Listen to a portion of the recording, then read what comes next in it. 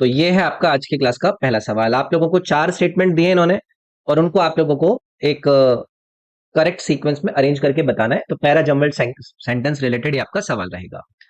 तो इसमें देखिए ये क्या पूछ रहे हैं, हमें एक एक करके सारे स्टेटमेंट पढ़ने पड़ेंगे। पहला है how ever their population is declining. तो देखो पहली चीज यहीं से क्लियर होगी कि ये आपका शुरुआती स्टेटमेंट तो नहीं है जहां पर सब्जेक्ट के बारे में आप लोगों को इंट्रोडक्शन मिल रहा हो, है ना। It is one of the most common birds, नहीं कोई हमें यहाँ पर इंट्रोडक्टरी जो सब्जेक्ट है वो नहीं मिला। देयर कॉन्स्टेंट प्रेजेंस नहीं मिल रहा है। House sparrows can be found in most places with and without houses. तो ये जो डी वाला इन्होंने आपको यहाँ पर स्टेटमेंट दिया है ना, ये आपका पहला स्टेटमेंट जाएगा, यानी कि पहला स्टेटमेंट रहेगा इस पूरे के पूरे पैरा जम्बल्ड सेंटेंस का, क्योंकि यहां से हमें सब्जेक्ट का इंट्रोडक्शन मिल रहा है। वो कौन है? वो है हाउस स्पैरोज। ठीक है, तो house sparrows can be found in most places with and without houses. उसके बाद आप लोगों को देखना है वो चीज जिसमें इस हाउस स्पैरोज के बारे में आपको कुछ एडिशनल इंफॉर्मेशन मिल रही हो।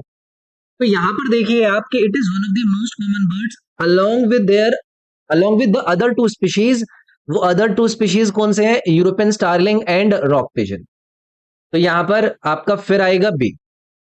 फिर देयर कांस्टेंट प्रेजेंस, क्या ये वाला स्टेटमेंट नहीं जाएगा?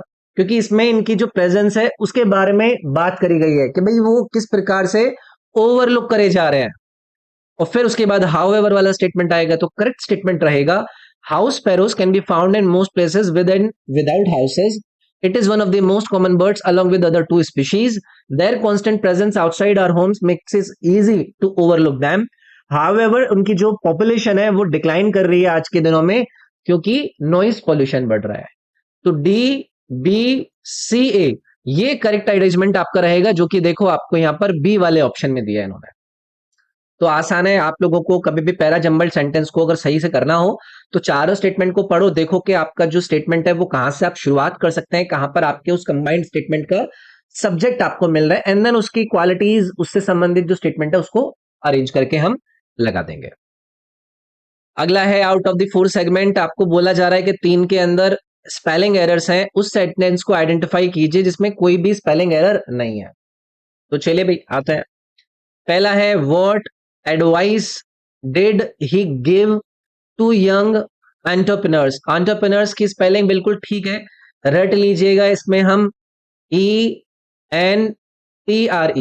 पहले याद रखिएगा, ENTRE, फिर PRENUERS। एंटरप्रेन्योर्स कौन होते हैं? ये वो व्यक्ति होते हैं जो कि अपने बिजनेस को या फिर अपने बिजनेसेस को मैनेज करना हो, ऑपरेट करना हो, फाइनेंशियल रिस्क लेने हो, प्रॉफिट कमाने के लिए, तो वो होता है। इसमें कोई भी स्पेलिंग मुझे तो भी नजर नहीं आई। ठीक है, दूसरा है she tried to manoeuvre her trolley around people. अब ये जो वर्ड दिया गया है मैनोवर, इसको लेकर ना बहुत कंट्रोवर्सी रहती है मार्केट के अंदर। ब्रिटिश इंग्लिश के अंदर जो करेक्ट स्पेलिंग है ना मैनोवर, मैनोवर का मतलब क्या होता है? किसी काम को बड़ी निपुणता से करना, ठीक है, बड़ी ही लगन से करना। तो ब्रिटिश इंग्लिश के अंदर ये स्पेलिंग यूज होती है इस मैनोवर की, ठीक है। लेकिन जो अमेरिकन इंग्लिश होती है उसमें इस मनोवर की स्पेलिंग यार थोड़ी सी डिफरेंट होती है। उसमें क्या आता है? मैन लिखेंगे और फिर उसमें सिर्फ EUVER, ये स्पेलिंग रहेगी। तो ये स्पेलिंग करेक्ट आपका यहां पर नहीं था अमेरिकन इंग्लिश के अकॉर्डिंग, और यही इन्होंने आपके एग्जाम में मिस स्पेल्ड वर्ड के रूप में दिया था। ठीक है, तो यहां पर आपका गलती थी।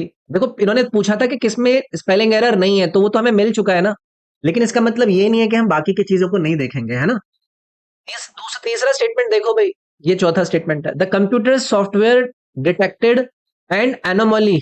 एनोमली, एनोमली क्या ये करेक्ट स्पेलिंग है? या फिर इसके लिए करेक्ट स्पेलिंग रहेगी एनो, MALY, एनमली, जिसका मतलब होता है कि कोई चीज बहुत ज्यादा असामान्य है, जो आप एक्सेप्ट कर रहे थे, जो आप नॉर्मली एक्सेप्ट करते हैं उससे भिन्न है, तो उसको हम अनोमली कहेंगे। ओ नहीं होता है, ए होता है यहां पर, इसको याद रखेंगे। उसके बाद है a clergyman read the liturgy from the paper book या फिर प्रेयर बुक। क्या वर्ड यूज किया है यहां पर इन्होंने? लिटर्जी। लिटर्जी का मतलब होता है धार्मिक अनुष्ठान। अब इसकी इसमें इन्होंने क्या दी दी है ना, 2 T दे दी है, जबकि करेक्ट स्पेलिंग क्या होती है आपकी? LITURGY। सिंपल। तो ये जो होते नहीं है, जो क्रिश्चियन ट्रेडिशंस के अंदर कुछ वर्शिप करने के लिए आपको प्रिस्क्राइब्ड फॉर्म दे दी गई होती है, उसको लिटर्जी कहा जाता है। इन्होंने इसमें दो टी लगा कर दे दिए थे, तो ये करेक्ट स्पेलिंग इसमें भी नहीं था। जो नीचे तीन स्टेटमेंट है इसके अंदर स्पेलिंग एरर दी गई थी, पहले वाले में नहीं थी, इसीलिए हमने पहला वाला ऑप्शन यहाँ पर मार्क किया। अगला है select the most appropriate meaning of the given EDM. EDM दिया है स्टार्ट फ्रॉम स्क्रैच। सभी लोगों को पता है कि शुरुआत से किसी चीज को शुरू करना, तो टू स्टार्ट और create something from the very beginning, ये वाला आपका इसमें करेक्ट जाएगा।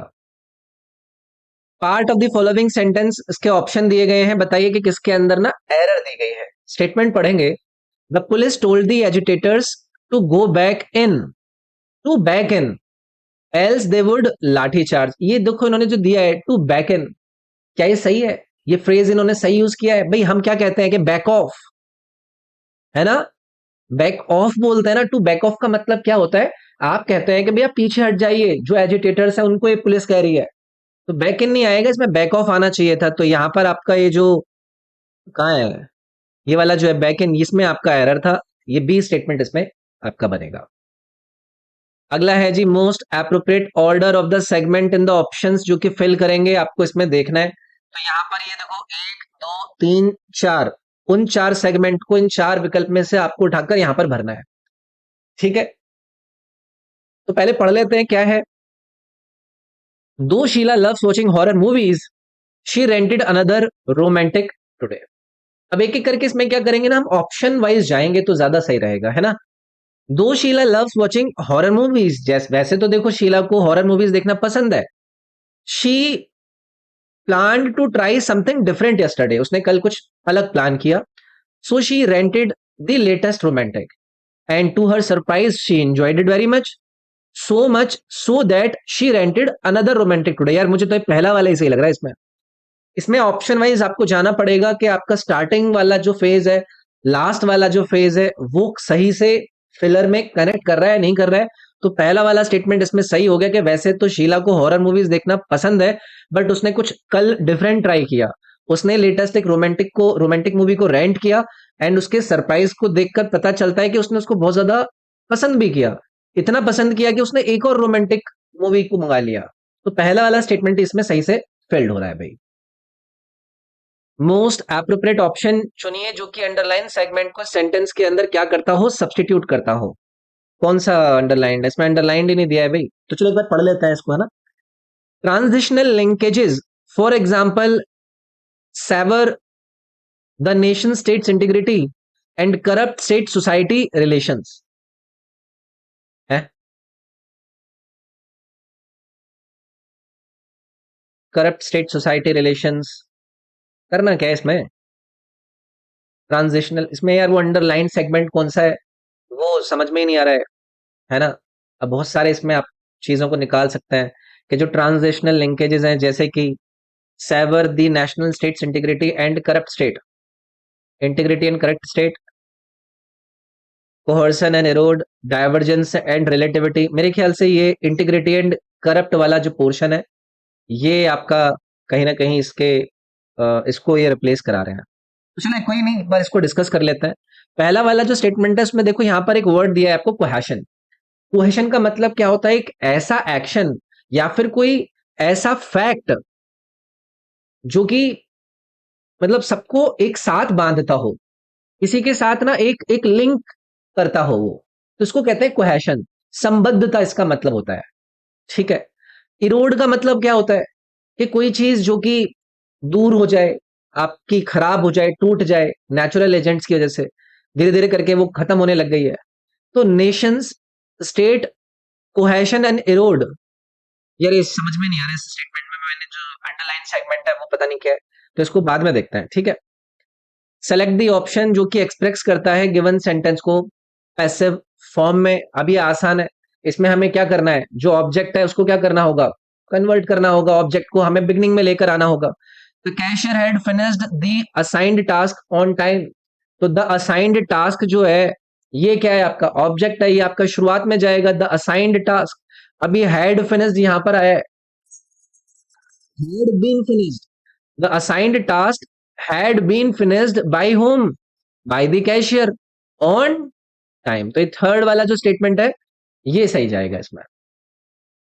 मोस्ट एप्रोप्रिएट सिनोनिम आपको बताना है, वर्ड आपको दिया गया है गार्निश। गार्निश बहुत ही आसान सवाल है, इसका मतलब होता है किसी चीज को सजाना, है ना, किसी चीज को डेकोरेट करना।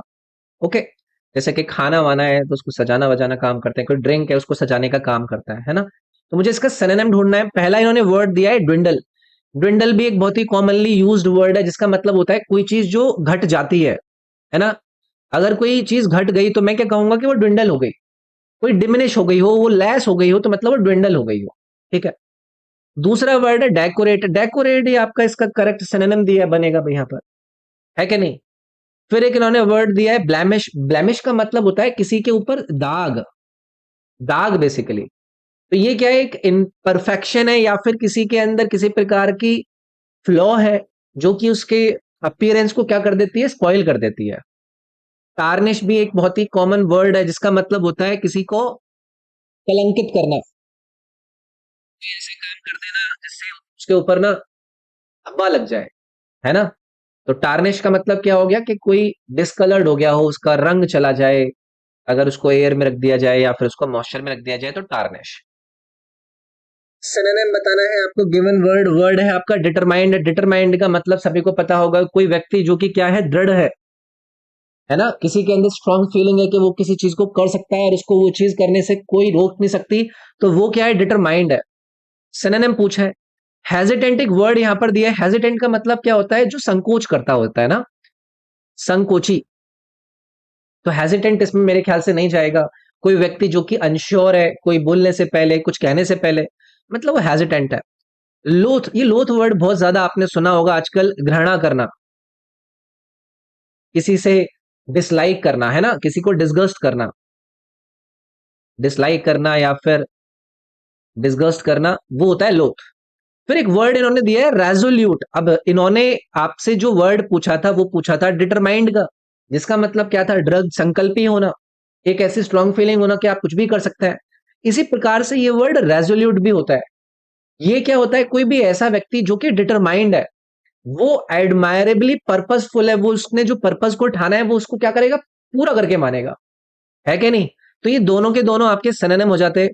और एक वर्ड इन्होंने दिया है फॉल्टरिंग। फॉल्टरिंग का मतलब होता है कोई चीज जो डगमगाती हो, तो मैं कह सकता हूं डगमगाना। कोई चीज हिल रही है, मोमेंटम को वो खो रही है, तो उसको हम कहेंगे faltering. Select the most appropriate option जो कि सब्सटीट्यूट करेगा, अंडरलाइन आपके इस सेगमेंट को। His house is smaller than you.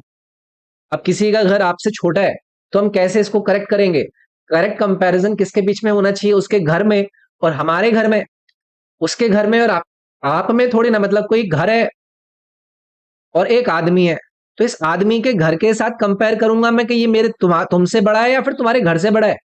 तो यहां पर हम क्या करेंगे, his house is smaller than yours. Yours मतलब वो इसके हाउस को रेफर कर रहा है, तो देन यू नहीं होगा, देन योर्स। योर्स का मतलब हो गया तुम्हारे घर से, तो इसमें सेकंड ऑप्शन जाएगा भाई। एंटोनिम बताना है आपको इस दिए गए वर्ड का। वर्ड है कैप्रिशियस। कैप्रिशियस आपका पहले भी दिया जा चुका वर्ड है। इसका मतलब होता है मनमौजी। मनमौजी मतलब एक मतलब एक सडन और एक अनकाउंटेबल चेंज जो कि मूड में आता है। मेरा मन कर रहा है, मैं नहीं करता, जाओ चलो निकलो यहां से। तो इस बिहेवियर को हम क्या करेंगे, कहेंगे कैप्रिशियस बिहेवियर कहेंगे। एक मनमौजी, मेरे मन में मन आया, मन में मन करा तो करूंगा, नहीं तो मैं नहीं कर रहा। ठीक है। अब इसको लेकर आपको एंटोनिम यानी कि विकल्प ढूंढना है इस स्टेटमेंट के हिसाब से। Share market prices have remained what for weeks. एक मनमौजी था जिसमें मूड पर चीज डिपेंड कर रही थी। दूसरी तरफ इनमें पहला वर्ड इन्होंने दिया फिकल। फिकल का मतलब क्या होता है, जो चीज चंचल होती है ना, जो चीज बदलती रहती है, फ्रीक्वेंटली चेंज होती रहती है। तो कैप्रिशियस और ये तो एंटोनिम तो नहीं हो सकते, ये तो सिनोनिम जैसे वर्ड हो गए। फिर एक वर्ड है स्टेबल। स्टेबल का मतलब क्या होता है, स्टेबल का मतलब हो गया जो कि एकदम स्थिर है ना, उसको फर्मली स्टैब्लिश कर दिया जा चुका है। तो एक तरफ आप चंचल रूप में, मनमौजी रूप में आप चाह रहे हैं, आप करोगे नहीं करोगे, एक तरफ आप स्टेबल है, मैं करूंगा तो मैं करूंगा, आप फर्म है। तो यही क्या हो जाएंगे, आपके एंटोनिम हो जाएंगे एक दूसरे के। ऐसे ही एक वर्ड इन्होंने वोलेटाइल दिया है। वोलेटाइल का मतलब क्या होता है, जो चीज स्थिर नहीं होती है, इसको मैं अस्थिर बोल सकता हूं, है ना, जो चेंज होती रहे रैपिडली। एक वर्ड और दिया है इन्होंने, मिस्चीवियस। ये भी एक अच्छा वर्ड है। मिस्चीवियस का मतलब होता है जो क्या होता है, शरारती होता है ना, जो कि ट्रबल करते रहते हैं, प्लेफुल वे में मजे लेते रहते हैं दूसरों के, उसको मिस्चीवियस कहते हैं हम। ठीक है जी। अगला है, इसको एक्टिव वॉइस के अंदर आपको सेट करना है। Data is being collected by the researcher. By whom? By the researcher. तो हम क्या करेंगे इसमें, इसमें हम इस प्रकार से स्टेटमेंट्स को अरेंज करेंगे कि जो ये रिसर्चर है इसको हम क्या बना दें, एप्रोप्रिएट फॉर्म में ले जाएं। तो data is being collected bye home, researcher. तो रिसर्चर जाएगा सबसे पहले, the researcher. Being collected, is being collected मतलब यहां पर आएगा आपका is doing what, collecting data. So the researcher is collecting data, ये इसका एक्टिव फॉर्म बन जाएगा। ठीक है। एंटोनिम आपको अंडरलाइन वर्ड का बताना है। यहां पर वर्ड दिया आपको डार्क। क्या इसका एंटोनिम ब्राइट नहीं हो जाएगा भाई? डार्क मतलब अंधेरा, ब्राइट मतलब उज्जवल, तो यही इसका एंटोनिम बनेगा। डिम मतलब क्या होता है, लाइट डिम हो गई है मतलब धीरे हो गई है, मंद हो गई है, क्लियर नहीं दिख रहा है आपको। शेडोई का मतलब क्या होता है, कोई चीज जो कि क्या है, छायादार है ना, फुल ऑफ शेडो है, आप देख नहीं पा रहे हैं। ग्लूमी का मतलब क्या होता है, कोई अगर उदास हो गया है मतलब वो क्या है, ग्लूमी है ना, वो ऐसे लग रहा है कि वो डिप्रेस है, उदास है, मतलब ग्लूमी है। सेलेक्ट द ऑप्शन जो कि इसको वन वर्ड सब्स्टिट्यूट के रूप में सेट कर सकता है। A person who performs magic to entertain people, लोगों को मजे दिलाने के लिए मैजिक को परफॉर्म करने वाले व्यक्ति को क्या कहते हैं, मैजिशियन कहते हैं यार। इसको लेकर कोई दिक्कत रहेगी क्या? अभी पहला वाला जो वर्ड है ना, एल्केमिस्ट, ये बहुत अच्छा है। कोई ऐसा व्यक्ति जो कि एंशियंट और मिस्टिकल फॉर्म को प्रैक्टिस कर रहा हो साइंस की। ये कोई मैजिक वैजिक नहीं कर रहा है, ये साइंस कि किसी मिस्टिकल फॉर्म को, जो कि एंशियंट प्रैक्टिसिंग तरीका होता था, उसको परफॉर्म करता है। तो ये आपका एल्चमिस्ट रहेगा। पामिस्ट क्या होता है, ये पाम को रीड करता है। एंजल क्या है, ये एक सेलेस्टियल बीइंग है ना, तो एंजल हो जाएगा ये। ठीक है भाई। इनकरेक्टली स्पेल्ड वर्ड आपको इसमें ढूंढना है। Fundamentals of every subject need to be learn on priority basis. टेल्स दिए गए हैं, क्या ये सही है भाई? ये गलत है। फंडामेंटल्स करेक्ट स्पेलिंग हम क्या यूज करेंगे, पहले तो फंडा लिख देंगे भाई, यहां तक कोई दिक्कत नहीं, फिर मेंटल्स लिख दो, EALS। तो यहाँ उन्होंने ई दे दिया था भाई। ठीक है। फंडामेंटल्स का मतलब क्या होता है, जो मूल सिद्धांत होता है ना। चलिए, select the most appropriate option जो कि सेम मीनिंग बताएगा आपके दिए गए सेगमेंट का। His illness became a blessing in disguise. Blessing in disguise when he married his nurse. Blessing in disguise का मतलब होता है जब, मतलब आपको ऐसा लग रहा होता है कि आपके साथ कुछ गलत हो गया है, बट फाइनली जो उसका रिजल्ट निकल कर आता है वो क्या निकल कर आता है, पॉजिटिव निकल कर आ रहा होता है। आपको लगता नेगेटिव है लेकिन आपके साथ अच्छा हो जाता है ना। जैसे कि लोग कहते हैं कि मैं पहले कोई जॉब कर रहा था, तो मैंने जो वो जॉब मेरी चली गई वो मेरे लिए ब्लेसिंग इन डिस्गाइज थी। उसकी वजह से जो मेरे को मेरे ट्रू पैशन को फॉलो करने के लिए बहुत टाइम से मैं नहीं कर पा रहा था, वो करने का मौका मिला, तो मेरे लिए वो क्या था, ब्लेसिंग इन डिस्गाइज था। तो एक ये क्या है, ब्लेसिंग इन डिस्गाइज, एक अपेरेंट मिसफॉर्चून जो कि इवेंचुअली आपको क्या के दे दे, अच्छे रिजल्ट दे दे, इसको कहते हैं हम ब्लेसिंग इन डिस्गाइज। तो ब्लेसिंग इन डिस्गाइज का ही मतलब इन्होंने पूछा था यहाँ पर, सेगमेंट के अंदर दिया हुआ था। एंटोनिम बताना है आपको। डेजोलेट का मतलब, डेजोलेट शब्द बेहद आसान है, पहले भी आपके इस पूरे के पूरे CGL 2024 के डिस्कशन में हमने इसको देखा है। इसका मतलब होता है कि एक ऐसी जगह जो कि लोगों से खाली पड़ी है, और वो जगह ऐसी हो गई है, बहुत ज्यादा सैड हो गई है कि वहां पर लोग ही नहीं आते हैं। हम इसको लेकर क्या कहते हैं, वो उजाड़ जगह हो गई है, कोई आना ही पसंद नहीं करता। अब इसका एंटोनिम, जहां पर बहुत सारे लोग आना पसंद करते हैं, लोग कहां पर आना करना पसंद करते हैं, फेस्टिव जगह पर। फेस्टिव क्या है, एक ऐसी चीज ना जो कि फेस्टिवल के सेलिब्रेशन से रिलेटेड है, ये चीयर लेकर आता है, यहाँ पर लोग मजे लेते हैं, जॉय करते हैं, उत्सव है ये। तो ये एक दूसरे के क्या हो जाएंगे, यहाँ पर एंटोनिम हो जाएंगे। वर्ड दिया है यहाँ पर आपको एक फ्रूगल, बहुत ही कॉमन सा वर्ड है। फ्रूगल का मतलब होता है जब आप इकोनॉमिकल रहते हैं पैसे के रूप में, है ना, मतलब आप चाहते हैं कि आप ज्यादा ना खर्चा खुर्चा ना करें, पैसे सेव करने रहने वाला। अल्यूजिव एक वर्ड दिया है, इसका मतलब होता है जब आप किसी को क्या देते हैं, इनडायरेक्ट रेफरेंसेस देते हैं, किसी को संकेत दे रहे होते हैं, तो उसको कहते हैं एल्यूसिव। तो कोई स्पीच दे रहा है तो उसकी स्पीच किसी किसी के लिए एल्यूसिव होती है, जिसमें वो अपने पुराने इवेंट के बारे में हिंट दे रहा होता है डायरेक्टली उनको बताए बिना, तो उसको हम एल्यूसिव बोलते हैं। मेलन कॉलिक एक वर्ड दिया है, ये भी बहुत ही ज्यादा यूज होने वाला वर्ड है। इसका मतलब होता है उदास, एक ऐसी फीलिंग जहां पर आपके अंदर डीप सैडनेस है, मतलब आप मेलनकॉलिक फीलिंग ले रहे हैं, उदास है ना। Part of the following sentence, उसके ऑप्शन दिए गए हैं, आपको वो वाला आपको पार्ट बताना है जिसमें एरर दी गई है। तो we took dinner in a Chinese restaurant and were amazed to see the interior of the restaurant of a restaurant. बस यहीं पर गड़बड़ हो गई। ये जो रेस्टोरेंट है, the interior of a restaurant, तो आप मुझे बताइए कि इसको बार बार आप यूज करना यहाँ पर कि we took dinner in a Chinese restaurant and we were amazed to see the interior of the restaurant. तो ये क्या है, ये रेपिटेशन है ना इस वर्ड का, तो इस रिडंडेंसी को हमें अवॉइड करना चाहिए, है ना। कि भाई ये जो the interior of the restaurant की जगह पर हम क्या क्या बोलेंगे, है द इंटीरियर ऑफ रेस्टोरेंट बोल देंगे, अ रेस्टोरेंट बोलने की क्या जरूरत है। तो ए वाला ऑप्शन यहाँ पर कोई अलग थोड़ी ना है वो रेस्टोरेंट के, हम उसको ए लगाकर बोल रहे हैं, तो ये ए यहाँ पर नहीं बनना चाहिए था भाई। द इंटीरियर ऑफ रेस्टोरेंट बोल देते तो इतना ही बहुत रहता। तो इसी ऑप्शन जाएगा इसमें एरर में। वन वर्ड सब्सटीट्यूट बताना है, a person who kept captive for fulfilment of demands of money और कंडीशंस। तो किसी आदमी को अगर आप बंदी बना लेते हैं और उनसे, उसके बंदी बनाने से आप अपनी डिमांड रखते हैं पैसे की, तो फिरौती मांग रहे हैं ना आप, तो ये हॉस्टेज ही तो होता है। हॉस्टेज वही तो होता है जिसको बंदी बना लिया जाता है अपनी डिमांड पूरी कराने के लिए, तो यहाँ पर हॉस्टेज जाएगा। अब एक वर्ड दिया इन्होंने यहाँ पर, हर्मिट। हर्मिट क्या होता है, एक ऐसा व्यक्ति जो कि रिलीजियस रीजंस की वजह से अकेले रहना पसंद करता है ना।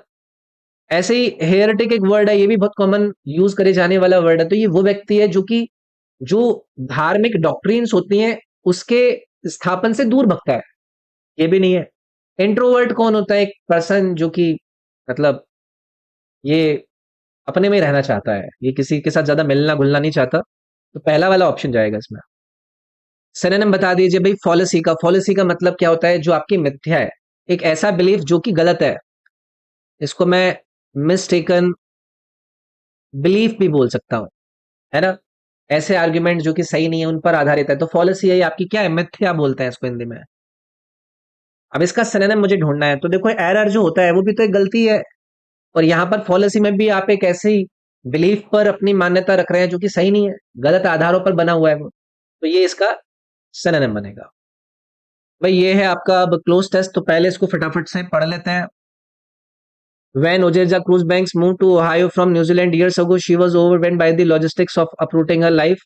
But Cruise Banks, her Denton University professor and a single mom who is also my neighbor and friend, was to find a house next to public elementary school. She assumed that she would be able to walk to pick her daughter, a needed convenience given that she didn't yet have a car.